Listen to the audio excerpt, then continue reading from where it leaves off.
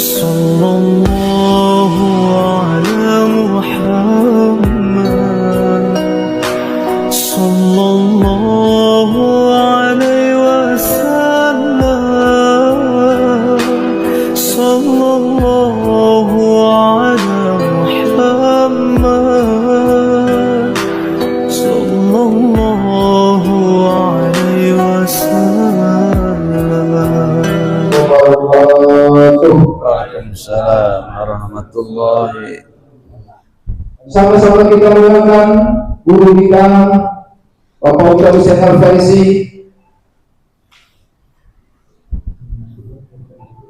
Allahumma shalli wa sallim wa barik alaihi. Allahumma shalli wa sallim wa barik alaihi. إبراهيم المصطفى والقاسد واغفر لنا يا واسع الكرم يا ربي المصطفى بلغ مقاصدنا واغفر لنا رمضان يا واسع الكرم حبيبي المصطفى بلغ مقاصدنا واغفر لنا رمضان يا واسع الكرم اللهم صل وسلم وبارك عليه. اللهم صل وسلم وبارك عليه. Hadirin saudara-saudaraku jamaah Quran yang saya hormati, selanjutnya mari kita sama-sama dengarkan, mari kita sama-sama simak penjelasan tentang berbagai macam tipu daya dunia bersumber dari kitab Minhajul Qasidi karangan Syekh Ibnu Qudamah Al-Iqdasi, sampaikan oleh guru kita Bapak Ustaz Syekh Al-Farisi. Pertanyaan dipersilakan. Bismillahirrahmanirrahim. Assalamualaikum warahmatullahi wabarakatuh. Alhamdulillah, alhamdulillahilladzi ja'ala sakinata fi qulubil mu'minin liyazdadu imanan ma'a imanihim walladzi ja'alana min ulumil ulama'ir rasikhin. Asyhadu an la ilaha illallah wahdahu la syarika lah syahadatan man huwa khairu maqama wa ahsanu nadiya. Allahumma fassalli wa sallim wa barik ala sayyidina Muhammadin wa ala alihi wa ashabihi wa azwajihi wa zurriyatihi ajma'in. Amma ba'du. Waqala al-musannif rahimallahu ta'ala wa adama naf'a bihi wa bi barakati ulumihi wa bikum fid dharaini amin radhiyallahu anhum. Wa bi sannatil muttasil ilal imamil mu'allif rahimallahu ta'ala fa inna asdaqal hadis kitabullah wa khairul huda sayyidina Rasulillah sallallahu alaihi wasallam wa syarrul umuri muhdatsatuha wa kullu muhdatsatin bid'ah wa kullu bid'atin dhalalah wa kullu dhalalatin finnar. Au kama qala Rasulullah sallallahu alaihi wasallam. Allahumma as'alukal futuh wal munuh wal rusuh wa taubatan nasuh wa salahal jasadi war ruh. Qala rabbi israh li sadri wa yassir li amri wahlul 'uqdatam min lisani yafqahu qawli. Hadratil mukarramin wal muhtaramin, segenap para alim, para ulama, para masyayikh, segenap para asatiz, wabil khusus segenap jamaah rutin kajian Senin pagi Mustalim Al-Aqobah dan segenap jamaah para haji, para orang tua kami, segenap pengurus Mustalim Al-Aqobah, ketua umum dan jajarannya, wabil khusus kepada para penasehat pembina, wabil khusus kepada Pak Haji Agus Subhanahu dan segenap jamaah lainnya serta pengurus yang sama-sama semoga dimuliakan dan dicintai oleh Allah Subhanahu wa taala.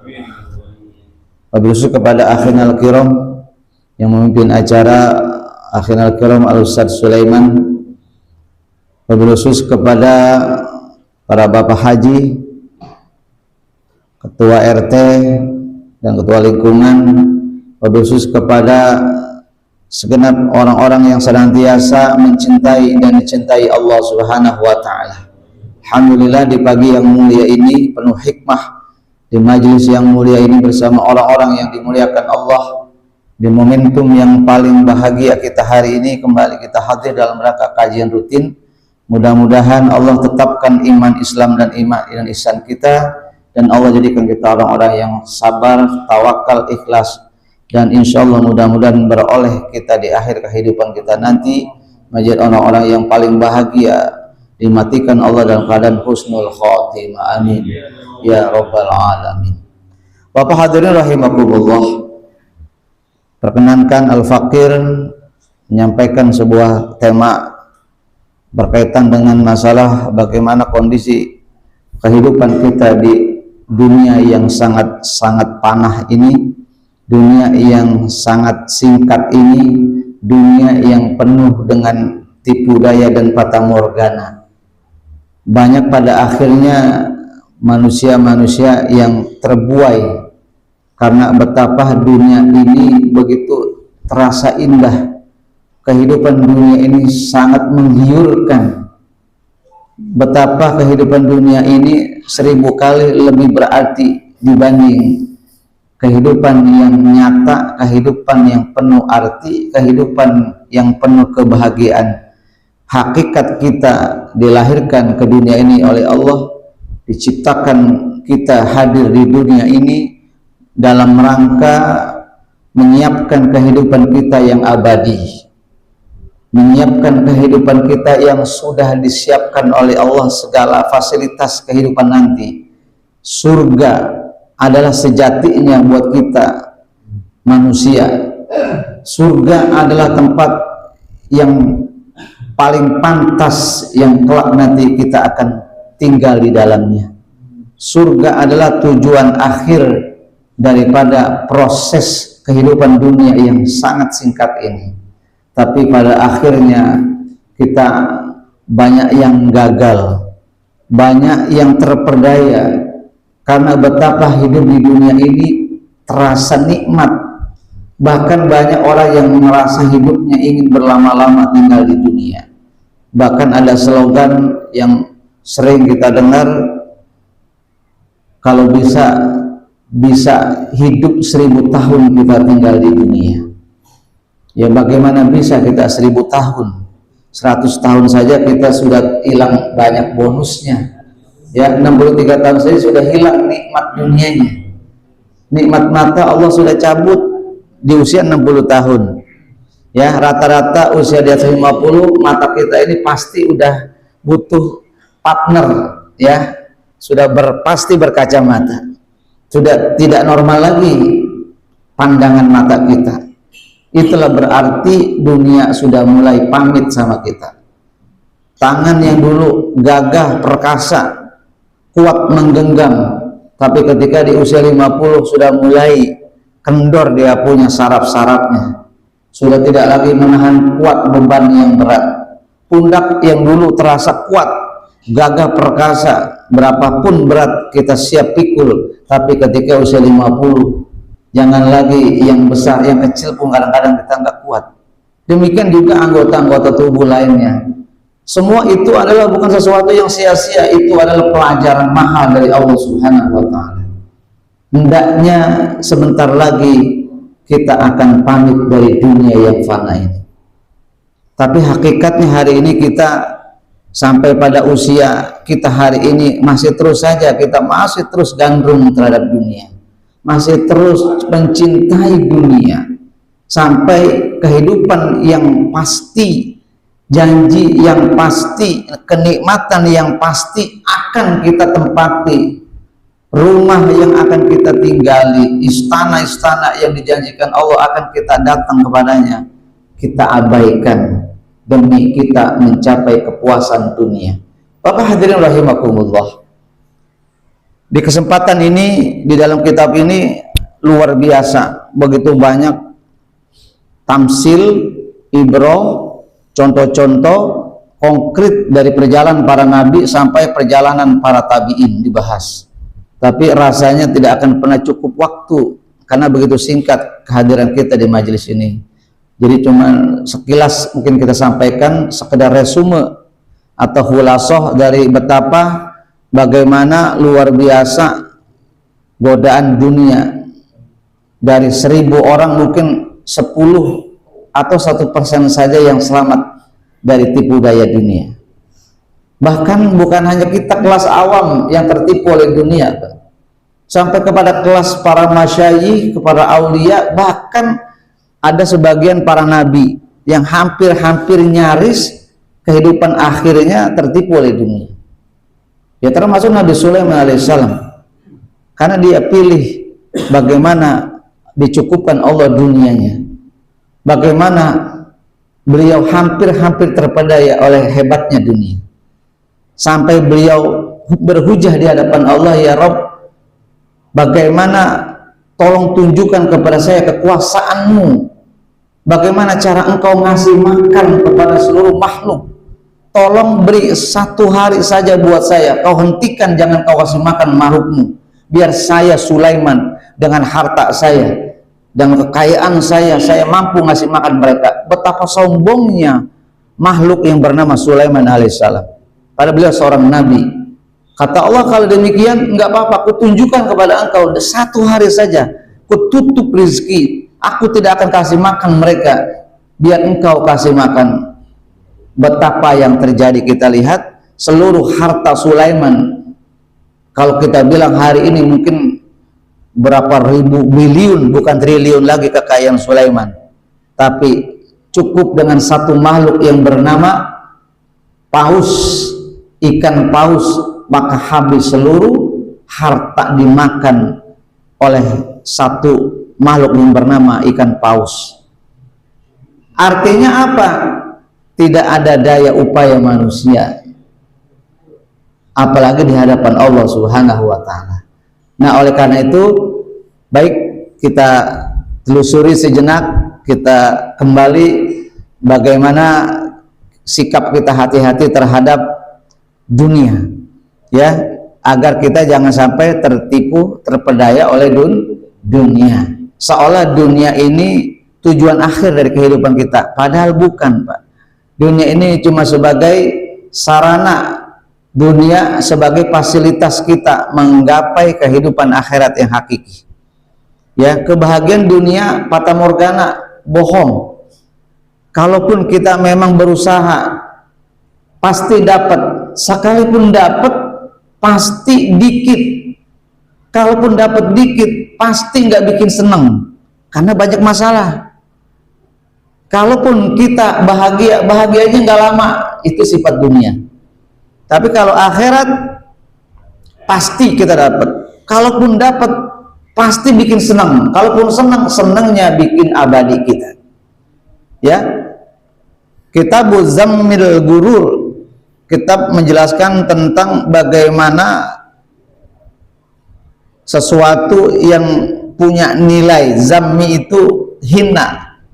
Ya, hina itu sesuatu yang tercela. Gurur, tipu daya. Apa yang tercela? Sesuatu yang nilainya ada tipu daya. Nggak ada cerita perbuatan tipu daya itu mulia. Ya, semua nilai-nilai dunia ini adalah tipu daya. Berarti seluruh kegiatan dunia ini yang tidak bernilai akhirat maka tercela. Termasuk harta benda yang dikumpulkan oleh manusia yang memperdayakan melupakan dia akhirat, maka harta yang dikumpulkan itu adalah tercela. Jabatan yang sejatinya jabatan itu adalah seharusnya menyelamatkan kita dari tipu daya dunia demi menggapai akhirat, tapi nyatanya orang-orang yang mendapatkan jabatan, pangkat dunia, pada akhirnya dia dicelakai oleh jabatannya, dia tercela karena jabatannya. Ini kita saksikan hari ini, Pak. I'lam anna minan nasi man gharrathud dunya. Coba camkan baik-baik, ini kata Syekh Ibnu Qudamah. Karena saking banyaknya manusia yang tertipu daya, yang tertipu oleh dunia, maka hati-hati. Ini pesan beliau. Anak man gharrathud dunya, sungguh banyak kita ini ditipu oleh dunia, diperdaya oleh dunia. Gharrathud dunya. Dengan berkata faqala, maka beliau menyampaikan pesannya, an-naqdu khairum minan nasi'ah wad dunya naqdun wal akhiratu nasi'ah. Ini kata beliau, Pak. Ya. An-naqdu khairum minan nasi'ah. Naqdu itu fulus. Naqdu itu bil, bayar cash. Ya, kalau kita punya uang namanya fulus. Al-fulus hayatun nufus, man laisa lahul fulus bahwa mampus. Ya kan, al-fulus hayatun nufus, punya uang bikin hidup senang. Jiwa kita bahagia karena punya uang. Bangun tidur senang karena punya uang. Bangun tidur puyeng karena banyak utang, nggak punya uang, kan begitu. Pokoknya pendek kata, kalau punya uang bikin senang terus. Betul apa betul? Pasti yang pusing hari ini karena nggak punya uang. Tapi yang baru dapat uang pasti bahagia. Nah, ini diceritain sama beliau, Pak. An-naqdu khairum minan nasi'ah. Sederhananya, sesuatu yang bisa kita pegang hari ini, kita bisa pegang, kita bisa simpan, bisa deposito, bisa kita tabung, bisa kita bikin suka-suka jiwa kita, diri kita, kita belanjain apa yang kita mau karena kita punya cash. Anak kedua, sesuatu yang punya nilai cash, nyata, ya. Sesuatu yang cash khairum itu jauh lebih baik minan nasi'ah, dari sesuatu yang kredit atau sesuatu yang tertunda. Saya mau tanya, Bapak punya uang 500.000 tapi cash di tangan, tapi ada yang menjanjikan kita 10 juta tapi nanti 5 bulan lagi. Saya mau tanya, lebih senang mana? 500.000, karena 500.000 cash ada di tangan, bisa belanja nasi uduk, bisa belanja makanan, bisa nongkrong di kafe, betul? Bisa beli HP, bisa melakukan apa saja, jalan-jalan dengan uang cash yang kita pegang di tangan. Maka itu walau kecil jauh lebih berharga dibanding 10 juta tapi waktunya kapan. Betul betul? Apakah hari ini seperti itu cara berpikir kita, Pak Jaya? Seperti itu? Ya, rasanya pasti sama, Pak, kita, Pak. Ini kita ini 11-12, Pak, semua, Pak. Ya, 13 kalau Pak Zari mah dia beda. Ya. 11-12 artinya apa? Sama cara berpikir kita hari ini tentang dunia. Lebih baik cash dong daripada sesuatu yang tertunda. Paham Bapak maksudnya? Maksudnya adalah wad dunya naqdun. Dunia yang kita berada di dalamnya hari ini, kita hidup di dalamnya, kita kejar-kejar mati-matian hari ini, ya, beribu cara kita lakukan demi gapai dunia. Orang ingin dapat jabatan, ibarat kata mati-matian, sikut sana, sikut kanan, sikut kiri, injak bawah, ya, ludahin kanan, ludahin ke atas, ludahin depan, halal haram sikat terus. Yang penting saya pegang jabatan, saya punya jabatan, punya kehormatan, kemuliaan. Hari ini orang lakukan itu karena apa? Karena menjanjikan dunia ini, bahagia dunia ini kalau kita punya, ya. Ini kita ajak berpikir sejenak, Pak, bukan menjelek-jelekin dunia, cuma bersikap hati-hati dengan bahayanya dunia, ya. Wan dunia nakdun, dunia itu cash. Tadi kan udah dibilang pertama, sesuatu yang cash itu jauh lebih baik dari sesuatu yang kredit atau tertunda, nasiah. Yang cash hari ini akan jauh lebih baik dari sesuatu yang lama, yang tertunda, yang cuma janji. Wa dunya naqdun, dunia itu cash. Ya, berarti dunia lebih baik. Begitu nih. Ya, kalau kita masih ada cara berpikir begitu, hati-hati nih. Hati-hati, mulai awas ya. Wal akhiratu nasi'ah, akhirat itu kredit, sesuatu yang masih bentuk janji, sesuatu yang masih belum nyata, bahkan dia abstrak, tidak konkret. Terjadi apa tidak? Wallahu alam. Tapi Allah yang ngomong pasti terjadi, Rasul yang janji pasti terjadi. Bahkan lebih nyata dari yang nyata, bahkan dia lebih pasti dari yang pasti. 1 tambah 1 2, dia akan lebih pasti. Sesuatu yang punya nilai matematis 1 tambah 1 2, akhirat jauh lebih pasti. 1 ditambah 1 2, dia lebih pasti dari 2. Itulah akhirat. Tapi cara berpikir kita hari ini nggak begitu. Kita ragu dengan akhirat. Apakah saya nanti surga apa tidak ya? Apa neraka? Apakah saya nanti selesai, nanti dihisab? Apakah saya nanti selesai atau selamat dari Shirathul Mustaqim? Ini masih 1000 pertanyaan kita. Bagaimana nasib kita nanti kalau sudah wafat di alam kubur, di alam barzah, dalam kesendirian kita, selamat apa tidak? Masih pertanyaan kita hari ini, Pak. Karena akhirat adalah nasi'ah, nanti baru akan terjadi. Makanya manusia banyak yang terperdaya. Kenapa? Dunia cash, dunia nyata, dunia ada di tangan dan di genggaman. Ya, baik. Wahaza mahallut talbis. Inilah yang jadi persoalannya, ya, dia menjadi problem kita hari ini. Cara berpikir kita yang sudah salah, yang sudah terprovokasi oleh cara berpikir iblis.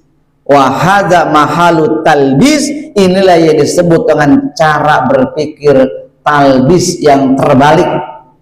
Talbis itu dari kalimat labasa yulabis talbis. Makanya iblis, tahu artinya iblis? Iblis artinya apa? Ablasa, orang yang putus asa, jauh dari kepastian. Ya, kalau syatona itu artinya bauda, jauh juga. Kalau iblis putus asa, Pak. Ya Isa. Jadi orang-orang yang punya berpikir dunia menjanjikan lebih pasti dari akhirat, itu sudah masuk dalam jebakan iblis. Wahada mahalut talbis, cara berpikir cara iblis. Orang-orang yang sudah sampai pada tataran putus asa. Ya, dunia seolah menjanjikan, dunia seolah menyelamatkan, padahal dunia baru hanya sekedar janji. Yang pasti adalah akhirat. Saya mau tanya, kira-kira bisa berubah apa tidak nih cara berpikir kita? Maksudnya bagaimana, Ustadz? Maksudnya kalau punya dunia, bagaimana kita tukar dengan akhirat? Caranya bagaimana? Ya, punya uang sedekahin, punya waktu habisin buat ibadah, punya pikiran pikirin dunia, jangan dunia dulu pikirin akhirat. Punya ilmu kita hibahkan buat akhirat, jangan hanya buat dunia. Betul? Punya kemampuan, punya power, punya pangkat, punya jabatan, bagaimana kita sedekahkan buat akhirat. Kita rubah cara berpikir sekarang. Ya, baik, kita lanjut, Pak. Fa inna naqla la yakunu khairan minan nasi'ah illa idza kana mislan nasi'ah. Kata beliau, karena sesungguhnya yang sesuatu yang punya nilai cash itu atau dunia itu la yakunu khairan minan nasi'ah, padahal nilai yang cash itu belum tentu baik dari sesuatu yang kredit. Ya, sekarang begini, Bapak punya uang 10 juta atau 20 juta beli motor cash. Secara ekonomi saya mau tanya, dibanding dengan uang 2 juta, yang uang 2 juta itu masih tersisa 8 juta. Yang 10 juta segitu-gitunya kita punya, kita beliin motor cash. Saya mau tanya, masih ada sisa nggak uang kita? Uang kita masih ada nggak 10 juta? Habis. Kemana habis? Dibeliin motor karena cash. Sementara kalau 8 juta, 10 juta dipotong 2 juta, kita masih punya motor dengan DP 2 juta, tapi ada sisa 8 juta. Yang 8 juta kita bisa modal usaha maju, beruntung satu hari 100.000. Maka dalam rangka 1 tahun berapa keuntungan dari 8 juta? Saya mau tanya, modal dapat, untung dapat, motor dapat. Sementara 10 juta punya motor tapi nggak punya modal, nggak kebeli bensin, ya nggak bisa jalan tiap hari. Ya saya mau tanya nih, secara ekonomi lebih baik mana tuh? Cash apa kredit? Bener nih, cash apa kredit? Tadi kan katanya di awal cash lebih baik daripada kredit. Nah kata Ibnu Qudamah, kalau begitu kredit jauh lebih baik daripada cash. Benar apa benar? Jadi baikan dunia apa baikan akhirat? Dunia beli cash selesai sudah, kalau akhirat kredit. Jadi enakan mana? Enakan akhirat, Pak. Modal dapat, motor dapat, untung dapat. Ya, kita datang punya umur nggak banyak, umur kita 60 tahun, tapi banyakan kita habisin buat akhirat. Datang ke pengajian dapat untung, umur masih ada, sehat masih kita punya, betul? Senang masih kita gapai, kebersamaan, silaturahmi, ya, ngopi masih bisa bareng, makan bisa sama-sama. Tuh Pak, umur dapat, sehat dapat, silaturahmi dapat, akhirat dapat, dunianya dapat. Saya mau tanya, kira-kira untung apa tidak akhirat, Pak? Selesai, Pak. Ini cara berpikir logis yang diajarkan oleh Syekh Ibnu Qudamah. Ya, jangan berpikir terbalik. Ya, seperti orang tadi, saya udah pensiun, uang pensiun udah pas-pasan, tiap bulan nggak dapat duit. Bagaimana kalau cara beli sesuatu dengan cara cash? Memang betul. Kalau beli cash nggak mikirin angsuran, debt collector, mata elang, di Uber, di WA, ya di telepon tiap saat ketika jatuh tempo angsuran, kan kagak pusing, betul? Apakah seperti itu cara berpikir kita? Ya, baik, kita lanjut Pak. Ya, kemudian wa ma'lumun ana umurul insan bil idofati ila muddatil akhirah laisa bi juz'in min alfi juz'in ila ayan qati'an nafsu. Jadi kata beliau, ini sungguh menjadi sesuatu yang dimaklum, yang kita sama-sama tahu Pak, kita paham. Ana umurul insan bil idofati ila muddatil akhirah laisa bi juz'in min alfi juz'in ila ayan qati'an nafsu. Bahwa sesungguhnya, ya, kalau kita kaitkan umur manusia, ini umur kita yang mungkin sudah sampai pada usia 60 hari ini, mungkin udah yang sampai 70, 80, mungkin diwafatkan pada usia 100 tahun, demikian barangkali kita ambil umur yang paling panjang lah 100 tahun lah. Kalau umur 50 standar, 60 juga standar, karena standarnya umur Nabi. Kita ambil 100 tahun deh, yang paling lama 100 tahun. Ada yang 125 tahun umur manusia. Kalau di TV, di media ada Pak, umur 155 tahun Pak. Ada di Jepang Pak. Ya, tidurnya kayak codot Pak. Kaki di atas. Itu cara tidurnya kayak kampret Pak. Ya, makanya kita kalau umur panjang tidur kayak kampret Pak. Kaki di atas, kepala di bawah, begitu gantung Pak. Ya, dibalik. Bisa begitu. Wallahu alam lah. Itu menurut cara terapi orang-orang Jepang. Makanya umurnya panjang-panjang. Kok bisa umur panjang? Dia bisa menjaga kekuatan fisiknya. Kok Allah bisa manjangin umur sampai 150 tahun? Bisa. Tergantung manusia. Ada manusia diusiakan sama Allah targetnya umur 80 tahun. Tapi di usia 40 tahun dia meninggal. Kenapa? Karena tidak bisa menjaga umur. Jadi takdir bisa ditambah, takdir juga bisa dikurangi. Tergantung bagaimana perilaku kita menjaga umur.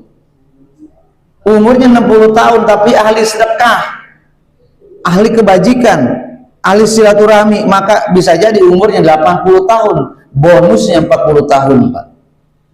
Makanya hari ini mungkin umurnya udah ada yang 60, 70 nih orang tua kita. Bisa jadi mungkin dulu dipercepat umurnya, mungkin udah meninggal karena rajin silaturahmi, rajin kehadiran ke pengajian, ahli sedekah, maka umurnya makin panjang, Pak. Subhanallah. Ya, insya Allah mudah-mudahan yang usianya udah panjang ditambah panjang lagi oleh Allah Subhanahu Wa Taala. Ya, mau dipanjangin lagi, Pak? Ya, iya panjang terus nggak mati-mati ya. Baik. Nah, kata beliau, kalau dilihat dari aspek umur manusia dibanding dengan akhirat, ya, bil idopati ila muddatil akhirah, kalau kita lihat ya dibanding dengan masa nanti ketika kita berada di akhirat, ila muddatil akhirah, umur kita yang 100 tahun dibanding dengan hidup nanti abadi di akhirat, begitu kata beliau.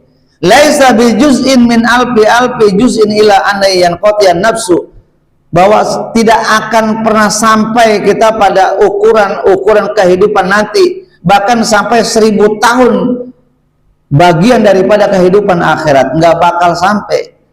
Karena kalau kita hidup 1000 tahun saja di dunia baru berapa jam? Kan sudah dibilang sama Allah, satu hari akhirat 1000 tahun hari dunia. Kita hidup di dunia 1000 tahun, Pak, baru sehari. Coba, satu hari kehidupan di akhirat setara dengan 1000 tahun umur kita di dunia. Jadi kalau kita 100 tahun, saya mau tanya berapa persen tuh dari 1000 tahun? 10% dari 1000 tahun. Pada kalau umur kita 50, tuh Pak, baru berapa persen, Pak? Jadi nggak bakal setara kehidupan akhirat dan kehidupan dunia. Betapa dunia ini begitu singkatnya, Pak. Jadi udahlah, jangan berleha-leha kita. Jangan hanya terus kita menyanjung kehidupan dunia. Jangan dunia dijadikan terus menjadi target kita. Karena betapa singkatnya kehidupan dunia ini, Pak. Ya. Tapi bagaimana bisa kita tinggalkan dunia? Saya mau tanya, emang kita bisa ninggalin dunia? Buat akhirat, dunia kita abaikan bisa? Nggak bisa. Datang ke pengajian pakai motor, Pak, jalan kaki malas kita, betul ya? Butuh dunia buat menggapai akhirat, tapi dunia jangan sampai masuk ke hati. Dunia cukup di atas tangan saja, ya. Dunia adalah bukan tujuan, dunia adalah sebagai fasilitas yang kita gunakan untuk mencapai tujuan akhirat kita, ya. Saya mau tanya, boleh punya rumah mewah nggak? Boleh. Punya mobil mewah boleh? Punya motor bagus boleh? Punya uang banyak sampai kita taruh deposito di bank boleh nggak? Boleh, Pak. Yang nggak boleh punya orang. Punya sendiri boleh, silakan. Beli tanah boleh, bikin gedung boleh, bikin kontrakan apartemen silakan boleh. Tapi semua itu jangan sampai memperdayakan kita melupa akhirat. Tuh, Pak.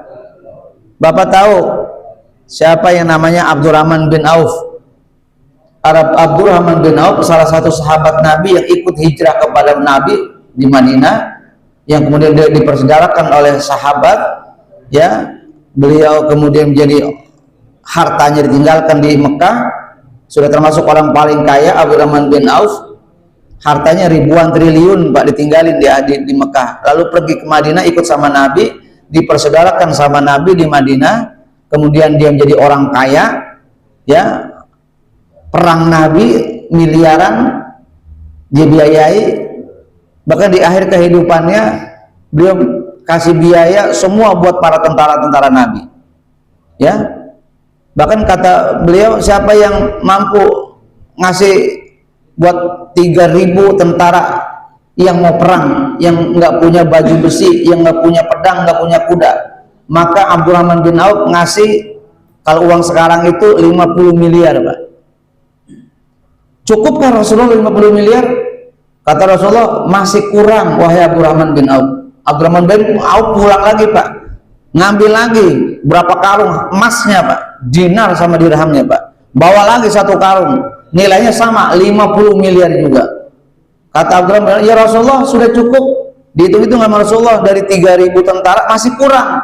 Abdurrahman bin Auf pulang lagi, Pak, ngambil lagi 50 miliar, Pak, sampai hartanya habis. Kata Abdurrahman bin Auf, ya Rasulullah masih kurangkah? Kurang. tapi cukup sudah buat engkau karena engkau sudah beli surga, kata Rasulullah SAW. Subhanallah, ya. Tapi Abdurrahman bin Auf dibalik, ya, begitu baik, banyak bersedekahnya, kata Rasulullah, umatku nanti di akhir zaman ketika masuk ke dalam surga nanti di akhirat, maka yang paling lama masuk surga adalah Abdurrahman bin Auf. Kenapa? Karena kekayaannya. Masuk surganya ngesot, Pak, saking lamanya. Saya mau tanya, hebat apa tidak orang kaya? Hebat apa tidak? Lah, tadi kan perang Nabi 3.000 tentara yang ngasih biaya Abdurrahman bin Auf. Bahkan sampai dihentikan oleh Rasulullah, sudah cukup Abdurrahman bin Auf. Sudah berapa triliun kau habiskan buat tentara-tentara yang perang. Bayangkan, langsung kata Rasulullah, sudah dibayar cash, engkau telah beli surga. Langsung Rasulullah jadi saksinya. Tapi kata Rasul, nanti di akhir masa nanti di yaumil qiyamah, ketika seluruh manusia masuk ke surga, yang masuk ke surga, yang neraka ke neraka, maka kata Rasulullah yang paling lama masuk ke surga adalah Abdurrahman bin Auf karena kekayaannya. Masya Allah. Coba yang paling lama masuknya, orang fakir nih kayak kita nih masuk surga duluan, Abdurrahman bin Auf belakangan, Pak. Jadi masih mau jadi orang kaya? Masih pengen jadi orang kaya? Masih pengen? Ya, walaupun surganya belakangan. Ya, tuh kan, bingung udah milihnya dah. Jadi fakir kagak mau, jadi orang kaya bingung. Nah kan, nggak ada pilihan kita. Ya baik, jadi tidak ada 1% pun umur dunia dibanding akhirat. Begitu maksudnya, Pak. Jadi nggak ada lagi cita-cita Pak kita buat berlama-lama di dunia, Pak. 100 tahun pun nggak ada nilai di akhirat. Insya Allah mudah-mudahan dengan duduk 1 jam di majelis ini kita akan menggapai 100 tahun di dunia yang sama dengan nilainya 1000 tahun nanti di akhirat. Ya, maksudnya cuma 1 jam kita duduk nih, Pak, dihitung 1000 tahun hari akhirat. Artinya apa? Allah dipercepat kita masuk ke dalam surganya Allah Subhanahu wa Ta'ala dengan cuma gara-gara amal yang sedikit. Maksudnya begitu, Pak. Ada orang beramal 100 tahun belum tentu bisa membeli akhirat, tapi kita duduk 1 jam di majelis ini bisa membeli 1000 tahun akhirat. Baik. Wa inna ma arada man qala anak do khairu manasiya idza kanatin nasi'atu mislan naqdi wa hadza gururul kufar. Jangan sampai ada orang yang berpikir seperti ini, Pak. Anak tuh sesuatu yang cash itu lebih baik daripada dunia. Sebab apa? Sebab yang sesuatu yang kredit itu sama katanya dengan yang cash. Inilah yang dimaksud dengan gururul kufar. Cara berpikir ekonomi orang-orang kafir hari ini, Pak. Ya, artinya apa? Kita jangan sampai terjebak. Ya, kita dalam satu pikiran, satu konsep bahwa dunia ini adalah sesuatu yang cash, tapi tidak jauh lebih baik dari akhirat. Akhirat walaupun hari ini belum bisa nikmati, janji surganya belum kita nikmati, betul? Janji bahagia belum kita dapati, janji bagaimana hebatnya para bidadari belum kita lihat bagaimana cantiknya bidadari. Semua janji-janji Allah itu belum ada hari ini, belum kita nikmati, betul? Ada yang udah pernah nikmati ngeliat surga? Belum ya? Ada yang pernah ngeliat bagaimana cantiknya bidadari? Belum ada kan? Belum ada semua janji-janji Allah.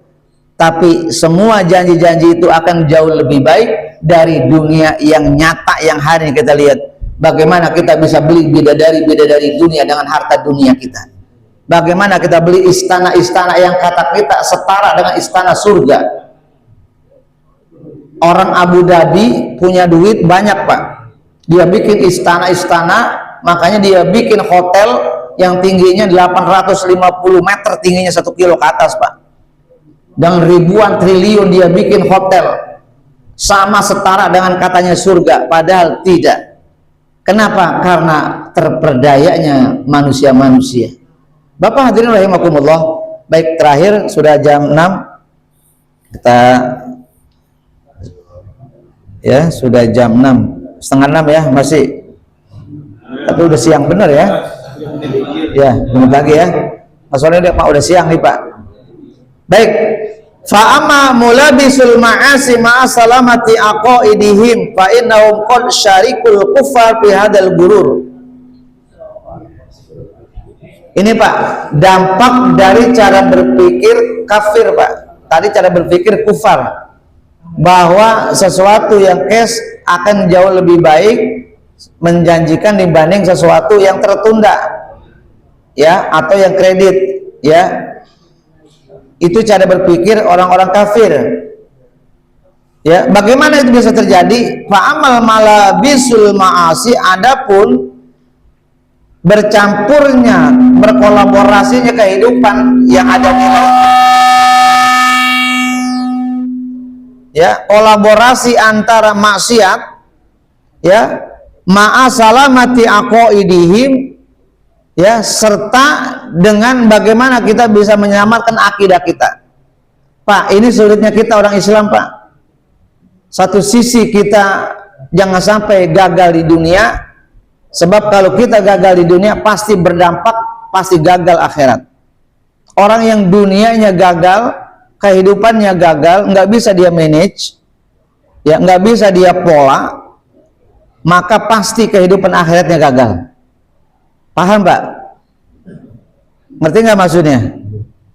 Orang yang tidak bisa menjalin hubungan yang baik antar manusia di dunia, nggak bisa menjaga silaturahmi yang baik di alam dunia, nggak bisa menjadi tetangga yang baik, ya, nggak bisa menjadi kepala keluarga yang baik, nggak bisa jadi pemimpin yang baik, nggak bisa menjadi contoh-contoh teladan yang baik, maka itu dianggap gagal di dunia.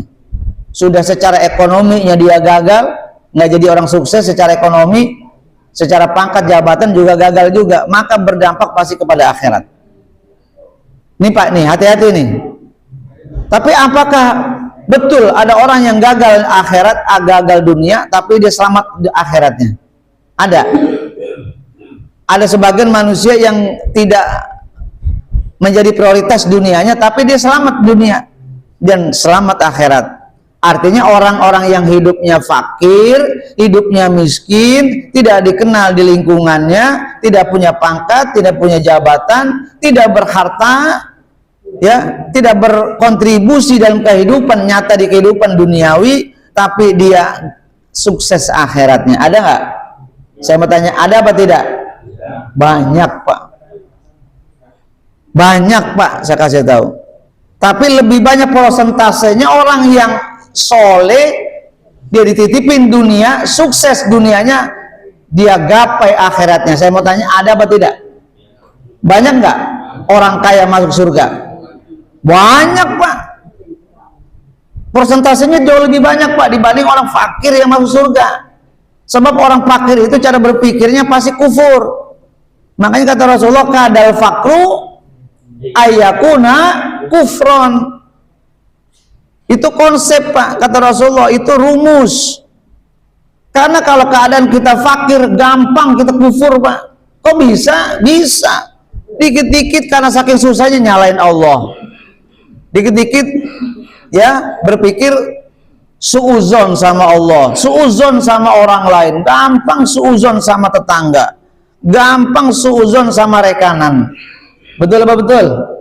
Karena fakir, susah, mau ngapain aja nggak bisa, ya, keinginan nggak pernah kita capai karena nggak punya, cuma mimpi, cuma gambarin, cuma bayangin, enak kali ya bisa jalan-jalan, enak kali nginep di villa, enak kali sama keluarga bawa mobil bagus jalan-jalan ke puncak, ziarah ke sana, keluar kota sini, hidup merdeka dengan dunia. Betul apa betul?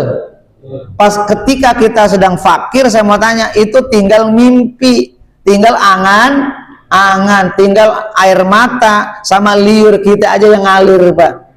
Pengen kayak orang. Betul betul. Nah ini Pak, makanya wa amma mulabisul ma'asi fi ma'as salamati aqaidid, ini yang susah. Mengkonsep antara keinginan yang tidak tercapai bagaimana juga bisa menyelamatkan akidah kita. Maksudnya ketika fakir tapi kita masuk surga, maksudnya gitu. Saya mau tanya, emang kita boleh milih nggak hidup?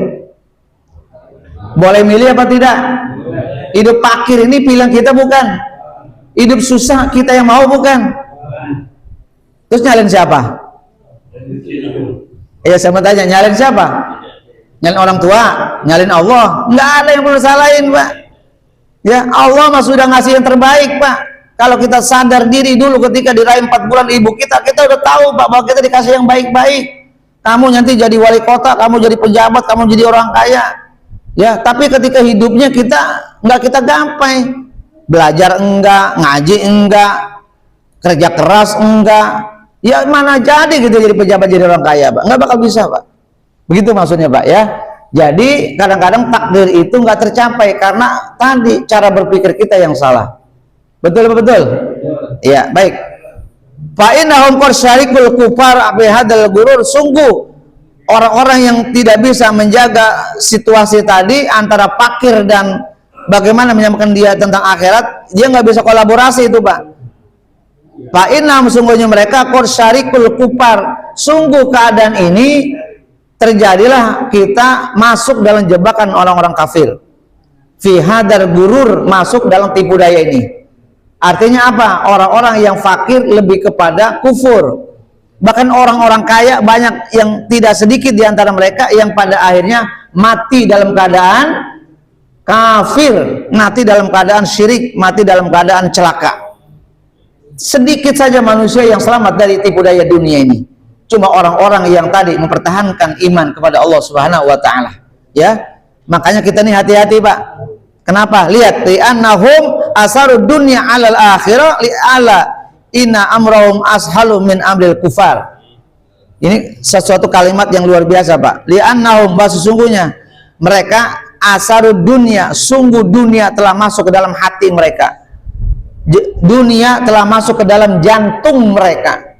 Dunia telah menguasai jiwa mereka. Asarud dunya 'alal akhirah. Betapa kecilnya akhirat. Yang besar di mata dia adalah dunia. Yang hebat di otak dia adalah dunia. Yang hebat di omongan dia adalah dunia. 24 jam hidupnya isinya cuma dunia, cerita dunia, goyang tentang dunia. Betul?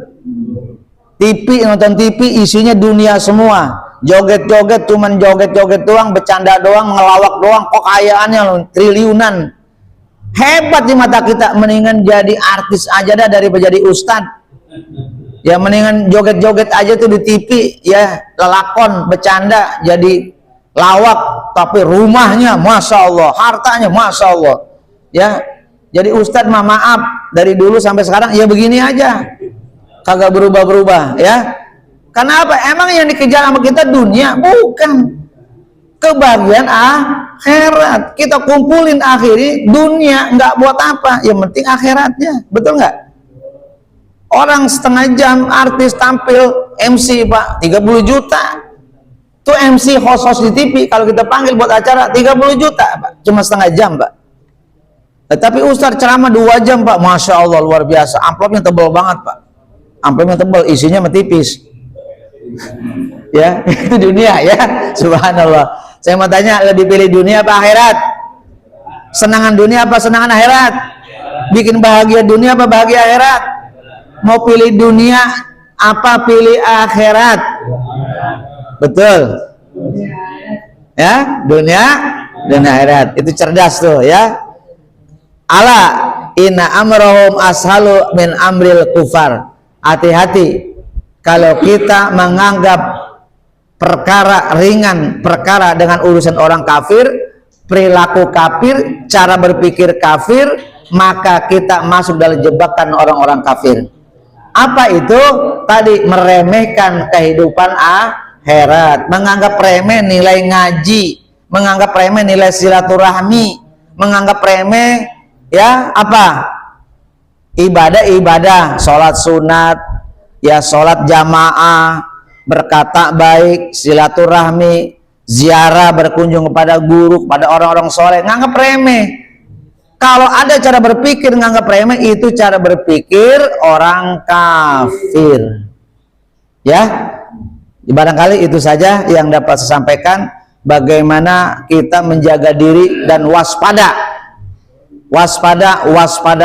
dengan hebatnya tipu daya dunia yang telah menggadaikan hakikat kehidupan akhirat kita. Awas, hati-hati. Cuma cara berpikir tadi bahwa dunia jauh lebih baik dari akhirat. Cash lebih baik daripada sesuatu yang kredit. Ya, dunia adalah cash, akhirat kredit. Padahal belum tentu cash lebih baik dari yang kredit. Justru yang kita alami, kredit akan jauh lebih nguntungin daripada sesuatu yang cash. Demikian, terima kasih, mudah-mudahan ada manfaatnya. Hadanallahu wa iyyakum ajmain. Assalamualaikum warahmatullahi wabarakatuh.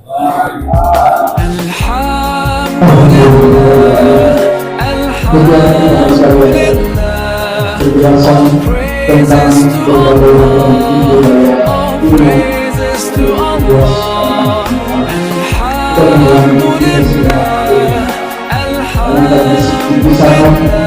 seorang laki-laki yang paling besar sudah berusia 24 tahun.